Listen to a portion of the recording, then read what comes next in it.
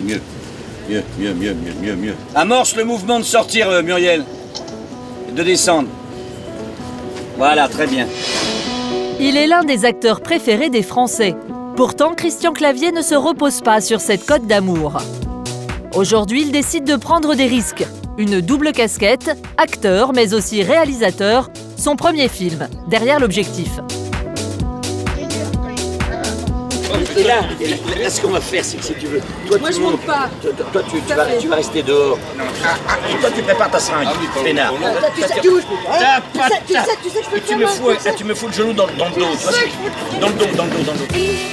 Et pour une première, Christian ne fait pas les choses à moitié. Un tournage en Thaïlande et un casting de choix, avec Jean Reno et Muriel Robin en tête d'affiche, ses compagnons de toujours. Bah Jean, il a cette dimension qu'avait Lino Ventura dans les films. Ça me bat toujours énormément plu. Et donc le retrouver à l'intérieur de cette partition-là, ça me plaisait beaucoup. Quant à Muriel, on fait un couple absolument mal assorti. Il me semblait qu'il y allait avoir une association de comédie ou de comique qui allait être très très forte. Des amis qui lui font de l'ombre, car à 10 000 km de la France, ce n'est pas Christian la star. Vous connaissez les acteurs du film? Oui, on connaît. Surtout Jean Reno. Oui, Jean Reno, dans Léon. Jean Reno est célèbre en Thaïlande, surtout depuis le film Léon. Un premier long métrage à plus de 13 millions d'euros. La pression pour une première en tant que réalisateur, surtout que la météo thaïlandaise a décidé de s'en mêler. Ce matin, ce qui se passe, c'est qu'il y avait de la pluie annoncée, beaucoup de pluie annoncée, donc on attend juste de voir si ça va se dissiper, j'y crois pas une seconde. Hein. À moins que pendant l'heure du déjeuner, ça sorte, à ce moment-là, avec un gros soleil fort et qui sèche vite, à ce moment-là on peut le faire, sinon on est battu. Voilà, j'ai de la mort dans l'âme les amis. Voilà ce Le film est arrêté pour aujourd'hui et c'est 90 000 € qui partent à l'eau, le prix d'une journée de tournage. Voilà, moi ça se passe bien. Bon, on est content.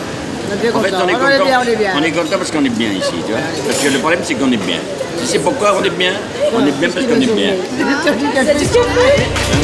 Quartier libre aujourd'hui, l'occasion pour Muriel de visiter le temple du quartier. Moi je me recueille, je te jure. Non, un peu de respect, pardon. Ah, c'est plus la birthday, c'est pour ça qu'elle fait ça. Ça lui fait quel âge? Par les tailles? Non. Qui veut dire? What?